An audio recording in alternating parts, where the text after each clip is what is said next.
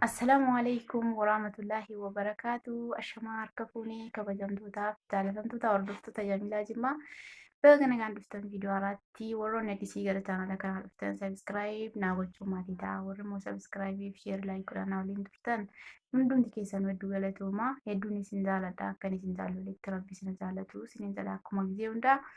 Har'aan kan ammoo buleenkii onnan isin qabadhee dhufee warroota gaafii na gaggaafatan ijoolleen hedduun keessan komentii jalatti warri na gaafatanii illee jirtu. Warri akkasumas lakkoofsa asii jalatti isin maxxansiin dhuftanii naa bilbiltanii himuudhaan namoonni hedduun naa bilbiltanii dhabdanii nama jalaan kaasitu naan jettan hedduu keessantu jirtu dhiifama guddaan isin jalaa buleenkiyyaa. Yeroo tokko hojiirra waan hin jiruu fi himuus badaa nama jalaan kaasu. Yeroo immoo namni dhuftanii achii koomentii jalaa fudhataniif ta'inaa bilbiltanu nuti hordoftoota keedhaa asii dubbisuuf si bilbileedhaatiin haa barreessaa dhayennu immoo akkasumaan zin jedhee nama jalaa badaan kaasuu nama sila beekuma kaasaasii fi godhee qabootaati malee.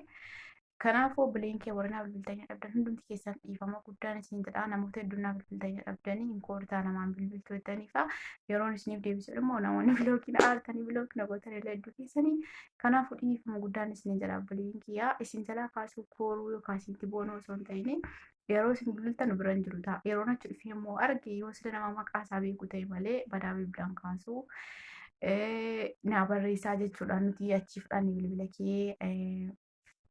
YouTube kee jalaa dhufne jedhaati naannaa isaanis ni jedha. Har'aan kan ammoo gaafii isin gaggaafatan tokko isin deebisaa. Hamma dhuma viidiyoo isaatti naaf dhufaa laayikii sheer gochuun hin dagatinaa. Warri immoo addi isin argitan sabiskiraayib godhaa. Walii tuffachuun akkasumatti wal tuffatanii wal darbuun aadaa godhamu hin qabu. Fakkeenyaaf amma viidiyoo tokko dheengadaan dura torban lama dura gadhiise nama 16 ilaalee garuu namni sabiskiraayib godhee odaa baay'ate namoota 500 caalanii. Yaa wal tuffiitu jira jechuudha Oromoo keessaa. Yaa Oromoo adaraa waliin tuffatinaa. Gaafa uummanni kaan guddatanii nu biraa lafuma abbaa keenya irratti fooqii ijaaranii nuti gad dubbatti nu cunqursanu bor jechuurraa har'uma gaafa namni tokko waan hojjetee guddatee gadi ba'u isin immoo jajjabeessuu warri banachuuf yaada qabdan illee banattanii taraa wal jabeessuudha malee wal tuffachuun gaarii miti isiniin jedhaa. Annaa abboleen kiyyaa har'aan kana wannan isinii qabadee dhufee. Gaafii keessa isin gaafattanii isin deebisa jechuudha. Tokkoffaa irratti Jamiila ijoolleen Jimmaa hedduun keessan namni gaafattanii nutis Jimmaa ati ijoollee eessaati ijoollee aanaa kamii jettanii hedduu keessan tuna gaafattanii nama tokkoof koomentii jalatti deddeebiseen jira warra hin deebisiniif immoo aan dhalattuu godina Jimmaa aanaa maannaati jechuudha. Aanaa maannaa keessaa immoo ganda koofeetanii ganda somboo maannaa jechuudhaan beekama yeroo ammaa kanatti garuu duraa fi ganda somboo ciikaa jedhamaa ture. Amma somboon ciikaa sun ifamee somboo maannaa jedhama. Yoo ijoollee maannaa kan hin beektu aan ijoollee godina Jimmaa aanaa maannaa ganda somboo ciikaa yookaan immoo somboo maannaati jechuudha.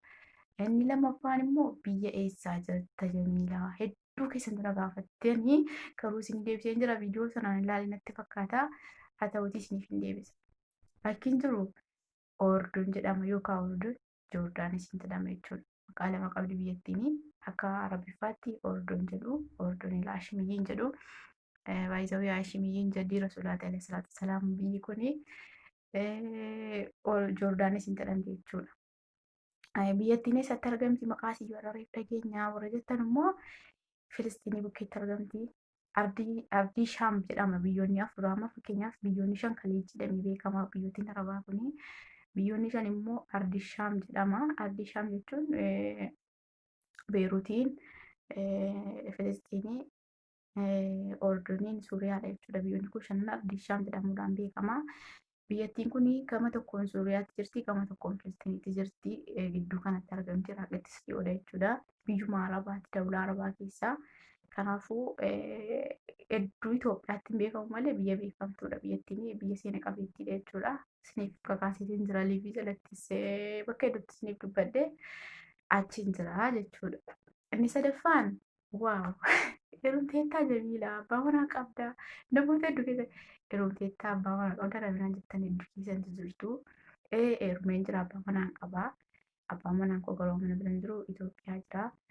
Ani immoo asiin jira. Daa'imas nan qaba daa'ima tokko gara fuulduraatti yeroo dhiyoo keessatti biyya galee oolee isin barsiisa garuu ammaaf abbaa manaa nan qaba heerumeera. Isinillee warra bultii hin qabne hunda keessaniifuu bultii barakaa qabu isinitti ta'uru warra qabdan immoo warra haadhaaf manaa keessanii adda fagaattanii yookaan abbaa manaa keessanii irraa fagaattanii jirtanii fi rabbiin nagaan walitti isin adeemsisuu isiniin jedha. Inni dhumaa kun immoo maalidha? Maaliifi viidiyoo mul'attaa ati dubartii islaamaati shari'aan islaamaa hin dhowwa warra naan jettanii jechuudha. Warra akkas naan jettanu dhugaadhaan hin dhowwa dubartiin islaamaa biyyaa boonde seera miti. Ganda tokkorraa fagaattee ganda biraa keessa deemuun haraamaa nan dhaggeeffadhaan illee adiisa. Akkasumas viidiyoo mul'attee dhiira irratti sagalee haasa'uun dhowwaadha. Garuu maal godharee biyya namaa keessa hin jiraa?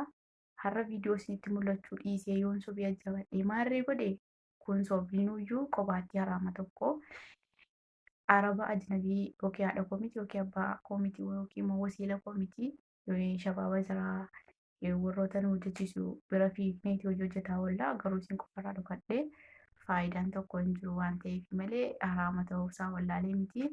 Rabbiin koo yoo na gargaaree namni keessee nagaan biyya kootti na deebise immoo inshaallah gara fuulduraatti ni qaabooffachuu karoora qabasi karoora qurxii mutaakkii jedhanii akkasiin warri rabba milkeessuu isiniif deebi'ee sadheetiin yaadaa warroonni gaaffii biraa qabdanus waa'ee koo waan beekuu feetan obbolaa meeqa qabdaa maarree waan feetan akkamitti guddattee yoo feetan koomintii jala barreessaa laayik godhaa nagaan turaa bulaa deebinas hin tadaa.